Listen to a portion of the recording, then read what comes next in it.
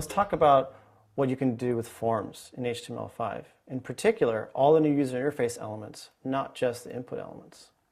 You've got new form inputs, over a dozen of them, that you can start using today in your HTML documents.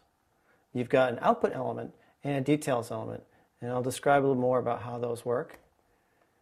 And finally, you've got the meter and progress elements. So what kind of new form inputs are there? Right? HTML has a lot of them already. Well, here are a few of them. There's new input for search, for telephone numbers, for URLs, for email addresses, for just a number, and in fact, for entering a color as well. And what you're seeing here is both the code to create these elements and what WebKit is presenting when you create these elements. So you can see that WebKit has support for input type equals search, where it's doing something different, right? Almost every website out there has a search box on it somewhere.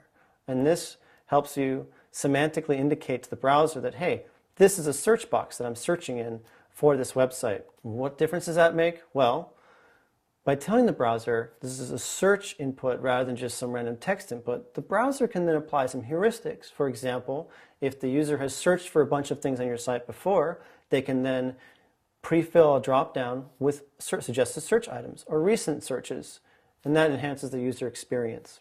But wait, there's more inputs. The other half of the input elements are the date-time inputs, anywhere from just inputting a date to a date time to a month to a week, or just the time or the date time in the local time zone.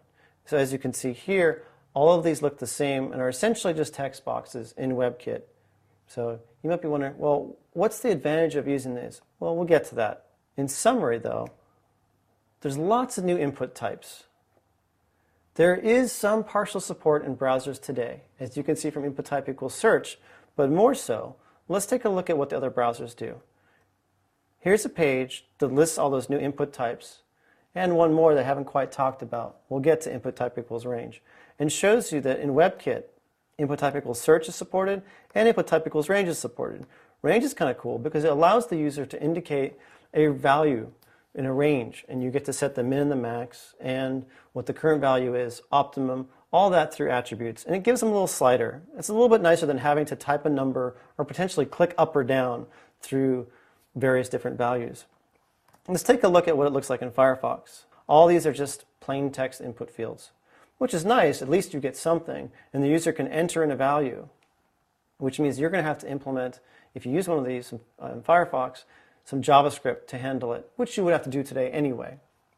Let's take a look at Chrome.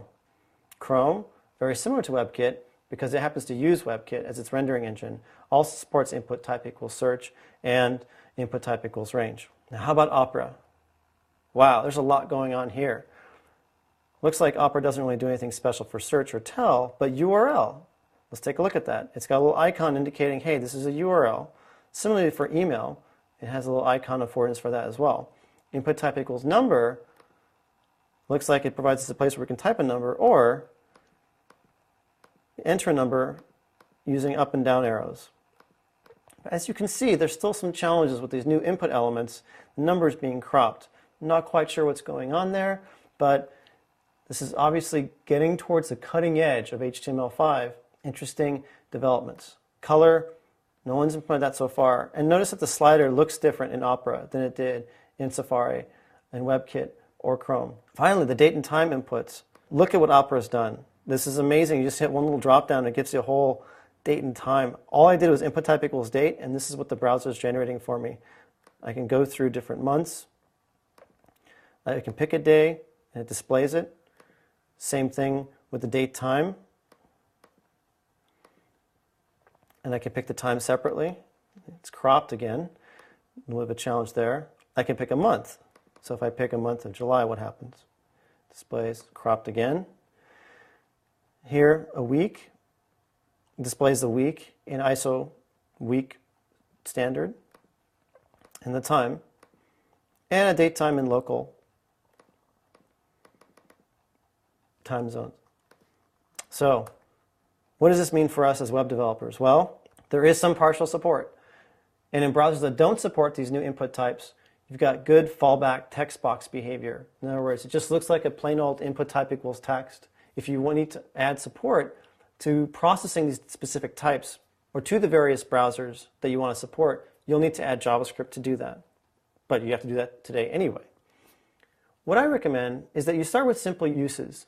For example, H2VX is a site that takes a URL as input and then creates download URLs to give you all the H cards converted to V cards on the site, and even a link that you can copy and paste.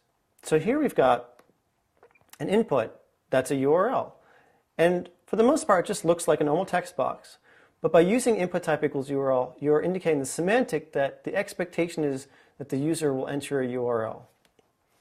For the other input types, I suggest you try them in Opera to get an idea as to what the future might hold for what these input types look like. However, as you've seen, what you might be presented with to the user looks a little different, may not be what they expect, may not be necessarily the prettiest interface for these form elements. If you're okay with the default interface provided by the browser, then maybe that's fine. But if you want to provide a custom interface, you're still going to have to write script to provide that. And this is what really comes down to.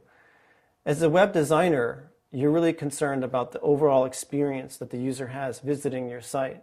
And so, given that we don't know exactly how each of these browsers is going to implement each of these form inputs in the future, we don't know what the impact is going to be on the overall visual look and feel of our sites if we use these new inputs. So there's a little bit of a risk involved there. So it's a trade-off. On the one hand, you can enable more semantic forms, you can enable a potentially better user interface, better usability, perhaps even native access to platform accessibility by using these built-in new form inputs in HTML5. On the other hand, it's really difficult to predict what's going to happen to the layout. If you compare, for example, Firefox, which is giving you just plain text boxes for all these inputs that I didn't size at all, which is reasonable, to what Opera does, again, I didn't size these at all. It picked the sizes for each and every one of these. But unfortunately, in some cases, like input type equals number, and this is the latest Opera 10.10, it's getting cropped, right? Why would the browser pick an input size for me by default that would crop the display of the value?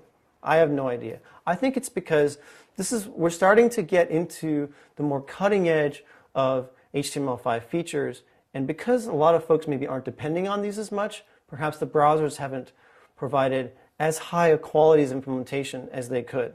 I think there's going to be a bit of a chicken and egg problem there, because for web designers to really take up and use these forms, the browsers are going to need to provide really nice, beautiful implementations that are, at a minimum, blend well with existing web designs and with the web designs designers are creating today, and ideally allow the use of CSS to style the look and feel of these form controls, to set their backgrounds and their colors, widths and heights, border colors, perhaps even control what happens to the inside of them when you click on them and get a drop down. In addition to the new form inputs, there are a few other elements that provide enhanced interactivity in HTML5. There's the output element and the details element, for example. In particular, the output element is used to represent the results of a calculation. This could be a number of things. Obviously, if you're building a calculator using web forms, the result that the calculator is displaying would be a good use of the output element. But it's not the only example. Let me show you another one. Hasten.cc is a URL shortener specifically for Amazon links. In particular, it takes any ISBN code or ASIN code, such as 10-digit numbers like these, and you enter one of those in, tell it to create a short link, and it creates a short link that looks like any other short link you might have seen, tinyURL or jump or bit.ly. However, it's different in a very important way. This short link is computed, not saved in a database. What that means is that anyone can actually take that ISBN number and, following the algorithm that's listed here on the very page itself, compute exactly how to convert it from that compressed computed form back to the extended ISBN and back. It's a completely reversible computation. So this is a good example of where this output could be marked up as an output element because it is purely computed. Details is used to mark up content that maybe shows you a little bit, like a heading or a summary about the content, and that the user twiddles open to see more about it. What does that mean? Well, let me show you a visual example, since explaining it may seem a bit abstract. On the W3C site, if you go to www.w3.org/tr, you'll see a list of all current web standards that the W3C has published in all stages, anywhere from working draft through recommendation. Because there's so many of these now, the W3C has grouped them by topic, and you can see that each one of these topics is by list. We can go to CSS, for example. If we click on CSS, it expands and shows us all the different CSS recommendations, notes, drafts, etc. that have been completed. This is what you would use a details element for. And how would you do that? Let's take a quick look at that. It's essentially two pieces. You've got the details element that surrounds all the content that you want to contain, and then you mark up the label, in this case, the word CSS, which expands to show all the rest of the contents, as a summary, this child of the details element. All the rest of the contents, well, there's no specific element to mark those up. So you could just use like a div if you wanted to use those, or if you want to style them. And in fact, the details element, just like figure, is one of those elements that's in a bit of flux. Showed you a list of grouped items. Next, the meter and progress elements. Remember, I said we'd get back to meter. Meter is used to indicate the percentage or a measurement within a range. Ratings, countdowns, or fundraising donations are great examples of when you would use a meter element. Let me show you some visuals. Here's an article on HTML5doctor.com that illustrates and demonstrates some of the examples for where you could use a meter element. For example, you could use it for a score, or for a rating, or for a review. And of course, if you're marking up a rating or review, I also recommend that you mark it up with the hreview microformat for enhanced semantics. You can use a meter for a countdown calendar. And in fact, you can also use the meter to indicate how far you are towards achieving a goal. In this case, donations, as we've seen in this example, a 74% towards achieving the goal. With the meter element, you can use simply just a percentage inline, open meter, like 74%, close meter tag, or you can use a fraction, open meter, 3/4, close meter, or if you want to indicate some other value, some other human readable value, you can indicate the actual value of the meter using the min, max, and value attributes to indicate the range from the min to the max and what the value is within that minimum maximum range. The flip side of the meter element is input type equals range. So when you want to display a percentage or measurement within a range, you use the meter element. When you want the user to enter a percent or a measurement within a range, you use input type equals range. And it takes the exact same set of attributes, min, max, and value, and displays for the user a slider or some other convenient user interface element that allows the user to pick a number within a range or pick a value within a range. Again, this works only in supported browsers. In browsers that don't support this input type, they're just going to display a text box. And so it's going to be up to you to detect that and provide some alternative user interface, perhaps with JavaScript. Progress is a special type of meter and was created specifically for task completion. What do we mean by that? Well, say you're uploading a video or a photo. That's an example of a task that you're waiting for to complete. Or doing an online checkout, which takes several steps. That's a task that you're waiting to complete. Or perhaps even filling out a multi-page form. These are all tasks that take steps forward and that the progress element indicates, okay, how many more steps are there, what's the maximum, and how far along are you? Let me show you a multi-page form example. This is a screenshot of a multi-page form. It's a survey, online survey, indicating that it's 24% complete. And if you've done any online surveys, those that provide you progress are much more encouraging than those that you have no idea how many more pages there are to go through. So if you do that, use a visual display like that, both graphical, hopefully, and numerical, and then use the progress element to mark it up semantically. So in summary, there's a lot of new user interface elements that you can make use of in HTML5. But in particular, the one that I think that is most usable today is input type equals search. It works really nicely and cleanly in browsers that do support it. In browsers that don't support it, you're just going to get a simple text input box, which looks close to what users expect today anyway for search. So it's one of those nice areas that you'll get progressive enhancement in browsers that support the feature of HTML5. Output, details, and summary.